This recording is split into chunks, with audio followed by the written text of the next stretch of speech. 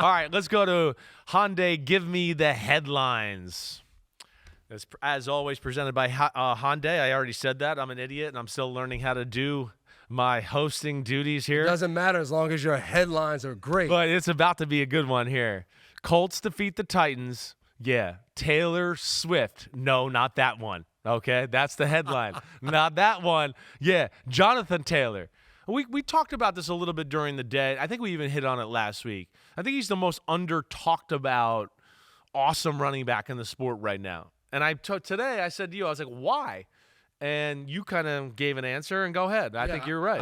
I think he's had some injuries in years that he was doing well. Like maybe it was my last year or my second last year, 2021. We're in a tough game. Wentz is the quarterback.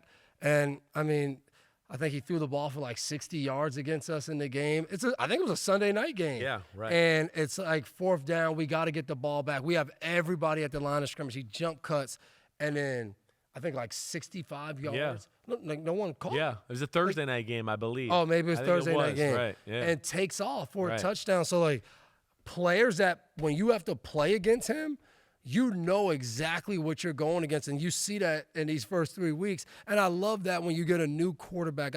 I always feel like it makes the team say, you know what, all right, we don't know exactly what we have with Daniel Jones. We like what he's done so far. Hey, we're going to rely on Jonathan Taylor early. Right. Throwing the ball to him, giving him the ball on handoffs.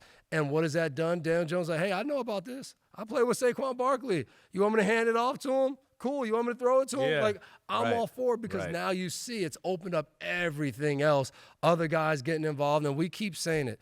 This Colts team has so many weapons to use. They got a lot of options. And Shane Steichen is doing it. He's using these guys. Tyler Warren's a guy he's putting in numerous situations. They're throwing the ball down the field to all the receivers. So they've been fun to watch in these first 3 weeks. Yeah, man. they're one of the more fun. I mean, you know, Indiana Jones. Yeah, he's here. He's saving the day. But it's a great offense, and I think it fits him really well.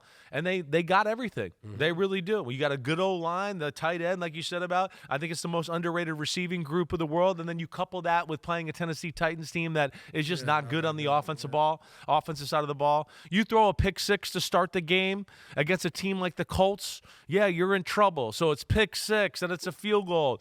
Then slowly but surely the Titans start to have their way. You not only do that, but then coaching decisions go into it too. So this was another part of the game that I thought was crazy, was the fact that here we are, the Titans, right, down 10-3. I think they're feeling the pressure a little bit. They try to attempt the 62-yard field goal. They give the short field to the Colts, who then go ahead and get a score, and it's everything in Tennessee right now. It's hard to look at it. Yeah, Cam Ward's not going to look great. Mm-hmm. I mean, they don't run the ball that well. They don't have great weapons in the pass game. The system's not delivering a whole lot of like free, easy plays for the quarterback right now. And against a team like the Indianapolis Colts where, the defense is flying high, like Shane Steichen's in a groove, and Daniel Jones, I got to imagine, is having so much fun shoving it up everybody's you-know-what and going, hey, look, I am pretty good. I mean, he's taking advantage just about of everything. I mean, if there's a guy open, he's hitting it. Yeah. And when there's nobody open, he's making a play and buying some time and getting somebody open anyways. So it is incredible what we've seen from the Tennessee Titans right now. I mean, the Indianapolis Colts. But Jonathan Taylor, Daniel Jones, Lou Anarumo, Steichen, I'm happy for all those guys because I think they've been questioned a little bit. Either way, they're sitting there 3-0 and look like the best team in the AFC South for sure as we sit here right now. And especially for Lou Anarumo. Like, you get ran out of Cincinnati, and what I hated him getting ran out was like a few years ago we were talking about how great this guy is. Right. All his different calls, designing these different blitz packages and doing all these different things. And all of a sudden it's like, nope, he's not good. And now you put him in Indy, and no disrespect to anybody in Indy, I don't think we look at Indy's defensive roster and say anybody would be successful. Like one's really saying a lot of good but nothing players. Great. Right. And I think he's scheming up. He's putting them in the right place. Kenny Moore's a guy that's always taking advantage of opportunity. Undrafted free agent that came in when I was in New England and he was crushed when he didn't make the team in New England, and all he's done is make play after play after play in Indianapolis. So a lot of good players, but when I've watched them on tape, their scheme, the simulated pressures, looking like everybody's coming on this side and everybody comes drops the other out. way, The defensive tackle drop. Right. Just all these different things that Lou Anarumo's doing to make it hard. You knew it was going to be hard for Cam Ward today. Yeah. So a lot of credit goes to Daniel Jones, and that offense is going to get all the attention. This defense has showed up and made plays all throughout these first 3 games. When you play the Colts, you better be ready, like mentally, like not only from your week of preparation, because you're going to be going against 2 really good coaches who know how to game plan, but how they adjust in the football game. I think that's what you got to look at. And right now, the Colts offense looks like it's borderline unstoppable with the way they're moving the ball and using everybody. I mean, they just punted for the first time. It was the first time all year they punted, right? And we showed that highlight in Football Night in America. All right, the shocker of the day: the Browns defeating the Packers 13-10. Nothing special here. Attack dogs, all right? Attack dogs from the Cleveland Browns. The Cleveland Browns defense is unreal. And in a lot of ways, like, thought that Green Bay really kind of played the game the right way for the most part of the day. You talked about that during the game. Right? We were watching it, and I'm going, you know what? I mean, this is not the day to, like, we're going to sit back there and hold the ball and try to hit 50-yard passes like we saw last Thursday night against Washington or in Week 1 against Detroit. Because the Cleveland Browns pass rush is as good as anybody in the sport right now. Let alone, I think Schwartz. And I haven't watched them on film yet, which I want to watch. I mean, of course, they have the pass rush and some disruptors up front with Myles Garrett and everybody else. They got 2 corners that allow them to play man-to-man when they need to and feel good about it. But they also do some unique, different stuff on the defensive side of the ball and change up the look so much that it's hard for a quarterback or an offensive coordinator to ever get in a groove. And this Green Bay team that we've talked about through 2 weeks, I would have been like, they're the best team in football through 2 weeks. Nobody's looked more impressive than them. And even for today, even though it was ugly, I went, you know what? This play conservative. You got a great defense. Cleveland will mess it up at some point. We see Joe Flacco do something stupid every week. I really thought that would happen. He tried to at a few moments, but either way, they hung in there and pull off, the shocker of the day, winning 13-10. You probably could argue the difference in this game was there were times where Myles Garrett stuck out. Yeah. Flashed, whether it was getting to the quarterback and getting a half a sack that he had, or it was a hit, or it was just a good rush.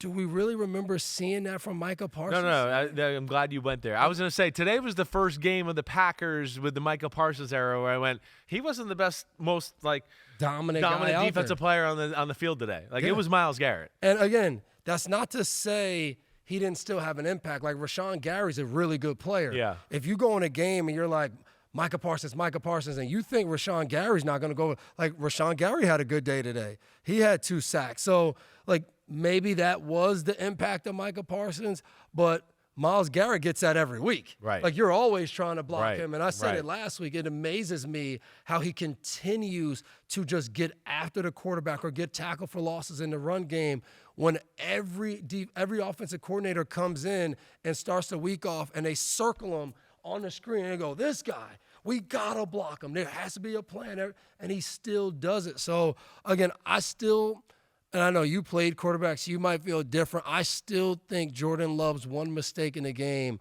was a better play by Grant Delpit than it was a bad play by Jordan Love. When I watched that play, Coach Belichick used to always tell us, if you're playing outside leverage on a receiver and he runs an inside route, if you can see through him and that quarterback is going to the next window, you can really make that play. And Grant Delpit, and again, I'm not in the meeting room. But Delpit looked like he looks like he's a man, and he's got help inside, so he goes, I don't have to follow him in, and then he sees the quarterback's eyes, and he goes, he's going to the next slant, so let me sit there and wait for it. I love it was a great play. But It was a great play. You, as a quarterback, when you throw slants, that's what you got to be aware of a little bit, all right? So a little bit of that. And the only thing I would say is you're not wrong. It's not the most egregious play ever. It was a damn good play. But in that type of game, that my only thing would just be don't take any chances into any tight windows, especially in that moment. We hadn't seen Cleveland even get close to going down and scoring a touchdown. So he throws that interception there. Delpit gets up off the ground, returns it to the 4-yard line. All of a sudden, it's holy shit, it's 10-10. And now we're in a football game here. And even with that, Green Bay finds a way to get themselves into field goal position to win the game at the end of the game. And Denzel Ward, who I got to think has probably blocked like 4 or 5 field goals at least. He's really good. The only other person I know that was like Patrick Peterson. Yeah. That you had to, because usually for people that I don't know, there's a special teams coordinator. Every time there's a field goal, they have their stop clock out, and they're like, all right, under 2 seconds. Like it has to be, because the only reason is you can beat the guy off the edge. Even if he's unblocked, if your timing is right, they won't get there. Man, Denzel Ward came off that edge. His get off is unreal. Rolling. Unreal. And I want to see it back on film of, was there a sign? Because sometimes those guys, instead of looking at the ball, they're looking at the holder, and they know like a flash of the hands, 1 second, ball. So sometimes those guys are so locked in on, if you give them some kind of movement, they're going off of it, because all of that, the kick is all routine. So I love to see it on film, to actually watch it, to see if he saw something of why he had to get off like that. Man, Browns snap an 8-game losing streak. Quinshon Judkins definitely looks like he's the best running back on their football team. He's the starter going forward. That just in, okay? That's another part of 18 of the Hyundai 19 give me the carries. headlines right there. He's the guy going forward. And even on that blocked field goal, like I watched a few replays, it looks like they like, hey, get a hand on him, Denzel, as he goes around the edge. And the guy tried to, and he still got around so fast. I think that was Tucker Kraft. I am not a fan. Yeah, it looked like it was a tight end. Of my starting tight end being that guy. Like, I mean, and again, I'm probably biased. I watched Rob Gronkowski get his arm broke on that, sticking his arm out. Somebody went to chop it down, broke his forearm. Right. Like, he's out now. Yeah. We got to have somebody else we can put there that they can lock in and say, I'm going to get cut if I don't do this. It's funny how teams do that. You know who that guy was when the Giants and my dad's day and Bill was the D coordinator and everything? Wanted outside Lawrence linebackers. Taylor, right?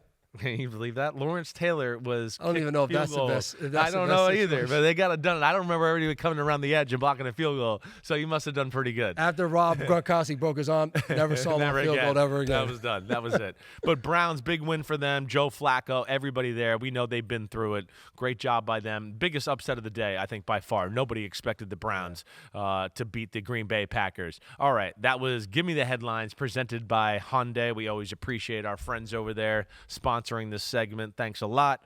Yo, homies, it's time to watch some games. That's right. We're on to the NFL season here with Chris Simms Unbuttoned. Hit subscribe to get our weekly picks, Sunday night recaps after every game, and much, much more. Thanks for watching.